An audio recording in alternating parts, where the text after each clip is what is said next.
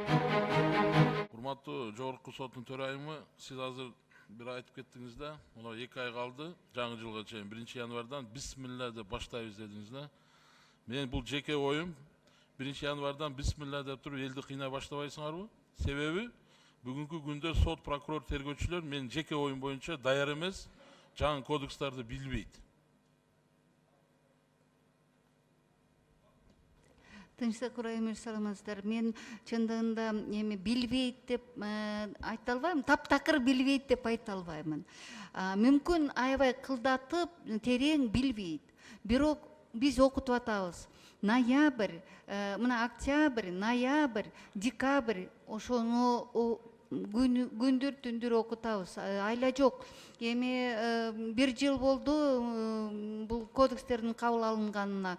Анан убакыт бар болчу, биз даже видео курс жасаганбыз, уже бир сыра окууну өткөн судьялар.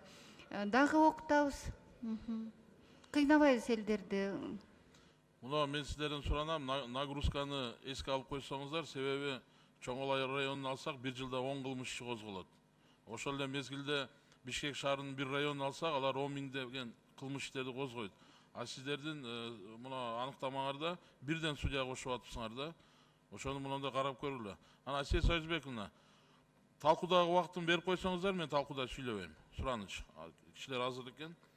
Урматтуу кошуп койгуланды. Урматтуу депутаттар, азыркы күндө бул менин жеке оюм, сот системасына эл тарабынан нааразычылык өтө чоң. Себеби буга объективдүү, кээ бир учурда субъективдүү себептер дагы бар. Мен сиздерге конкреттүү бир кылмыш иштин тегерегинде көңүлүңүздөрдү бургум келет. Азыр Гүлбар Утрунович айтып кеттиңиз, конкретные дела не приводите в пример деп Ирина Юрьевнага айттыңыз. Бизди эл шайлаган, президентти и депутатты гана эл шайлайт. Президент менен депутат элдин атынан сүйлөй алат. Элдер кайрылгандан кийин бизге жогорку соттун төрайымы иштерди айтпагыла деп айта албайбыз. Биз сиздерге кайрылабыз. Сиздер мыйзам чегинде. Ошону караш керексиз. Мен бул жерден түздөн сизди айыптоодон алысмын. Бирок сиз жогорку сотту жетектегенден кийин саясатты сиз жүргүзөсүз. Ошондуктан мына май айында мен конкреттүү түрдө бир кылмыш ишине токтолуп кеткем. 2014-жылы же 2013 мен адашпасам 18 таможня, чегара, ички иштер министрлигинин ГАИ кызматкерлери Сосновка постунан баштап Лейлек районуна чейин кармалган. 18 кызматкер. Алардын бардыгына бирдей айып угузулган. Взятка, баягы, злоупотребление, превышение деп бирдей.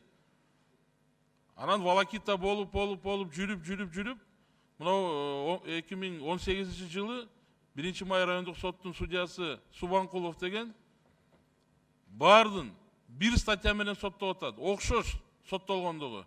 Бирок 16-сын бош коюп атат. Арынов Талант менен Шарапов Эмил дегенге 8 жыл эркинден ажыратып, аларды камакка алып атат. Бул эмне деген көрүнүш? Май-июнда мен бул маселени көтөргөнмүн. Эч ким бир кыймылдап койгон жок. Анан кийин шаардык соту Жаңыл Капаровна сиздерге азыр судья болуп кетти Верховный сотко. Ал дагы волокита кылып жүрүп, ал дагы азыр башка судьяга берди.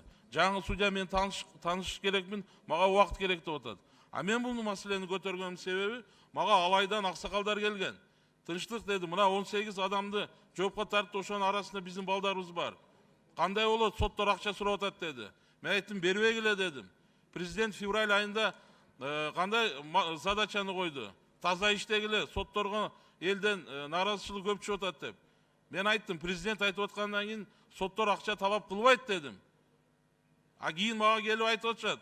Акча сурап атат, бербесек азыр менин баламы камайт экен, а калганын бошто калтырат экен деди. Мен айттым, болушу мүмкүн эмес дедим. Десем, алар айткандай болду, камады, мага келди. Тынчтык, сен айттың элең го.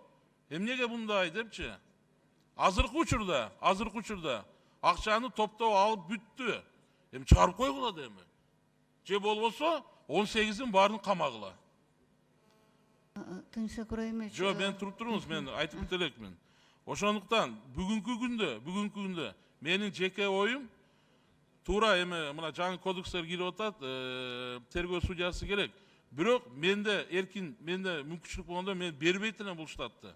Себеби жылдан жылга сотторго нагрузка төмөндөп атат. Мурда биз иштеп жүргөндө нагрузка чоң болчу. Азыр төмөндөп атат.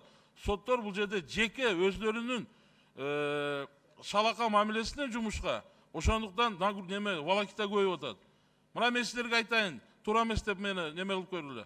Судьялар отпускага кетип атып, карап аткан кылмыш иштерин таштап кетип атат. Ал иш боюнча адам камакта жатат. Ага ким жооп берет?